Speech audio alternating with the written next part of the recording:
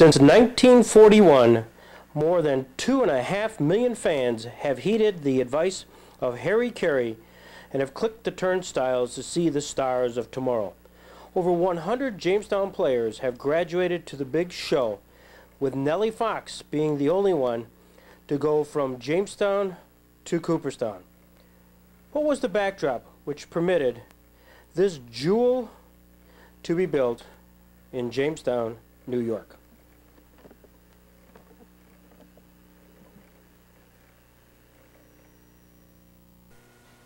The Jamestown Evening Journal of Tuesday, May 6, 1941 gives two big stories. The excitement of the dedication of the new stadium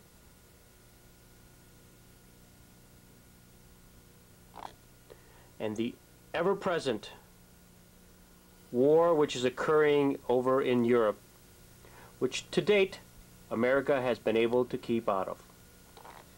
The headlines are interspersed between baseball and German and Nazi invasion. Such were the winds of war which were circulating in early 1941.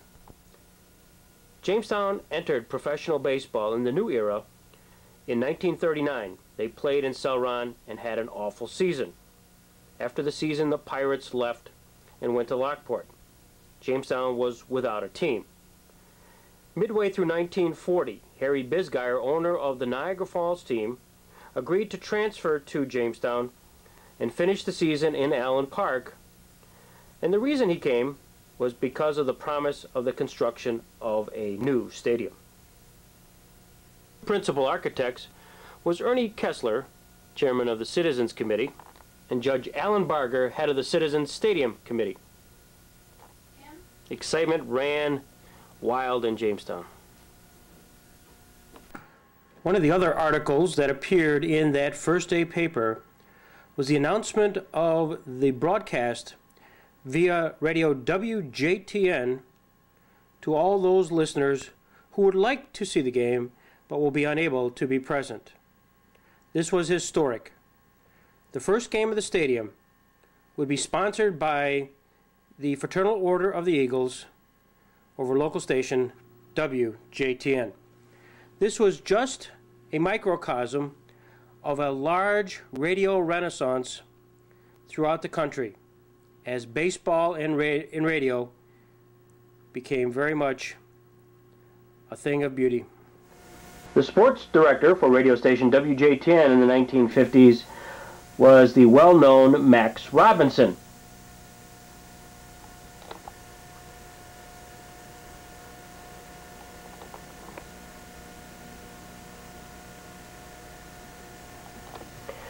For over 40 years, the Jamestown area has been blessed with the voice of Jim Roselle, yet in 1956, he teamed up with Max Robinson and became the sportscaster for the Jamestown Falcons.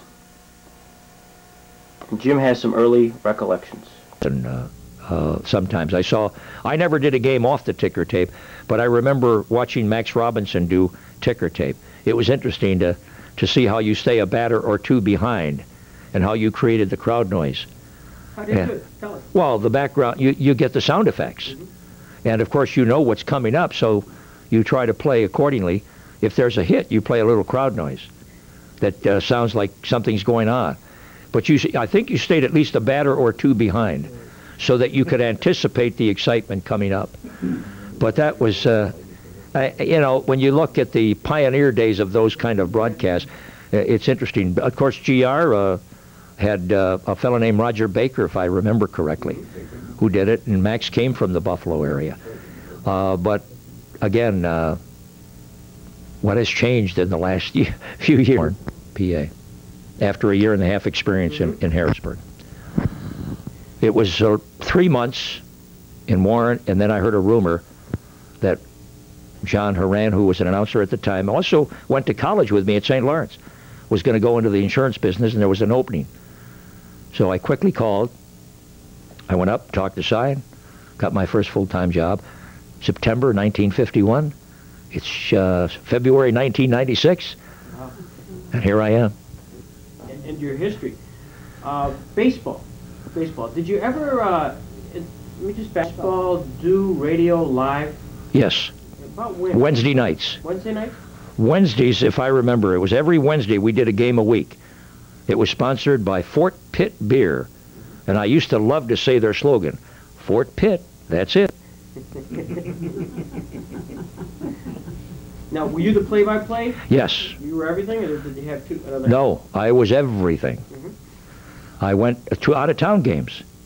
Out-of-town games. I did every stadium in the Pony League. I went to Batavia, Hornell, Wellsville, Olean, Bradford, Hamilton, Lockport. Did I leave anybody out? I don't think so. The Pony League at that time. Yes. And the broadcasting booths, Greg? Yeah. Very interesting broadcasting booths. They really weren't what you'd call the modern day booths. The one in Lockport was like a little shack for just two people to sit in. And it was just enough room in there to have two chairs, and then there was a counter. I'll never forget starting the game, and then it rained. And the rain was washing away my scorecard. Because there was no room. Literally no room. And there were other wonderful incidents, you know, of doing games from other broadcasting booths. Hamilton, Ontario was a booth way up over the stadium. But that's when Greg Malevy, Jake Pittler, you talk about Jake Pittler. Sure, there was Don Zimmer in the thing, and of course some of the great names from the 5-0 game. I'll never forget it, because it was shortly thereafter, after not following his career much, but all of a sudden he's on the roster of the Detroit Tigers. Was Frank Larry. Remember, he became a 20-game winner for the Tigers. I did a game where he pitched and won 5-0. And it's just amazing when you think of the personalities you were involved in. I still take the attitude of going to work thinking it's the first day. Yeah. And I'll do what I can with it and make it exciting. I do it, Greg. I'll end by saying, you want to bring out the personality of the person. You can deal with facts and you can deal with things, but you want an audience to enjoy, who is this man, and how does he feel in other situations, what are his relationships with other players or with this, all of these things. Deans in Western New York sports radio was Ralph Hubble, Pete Hubble's father.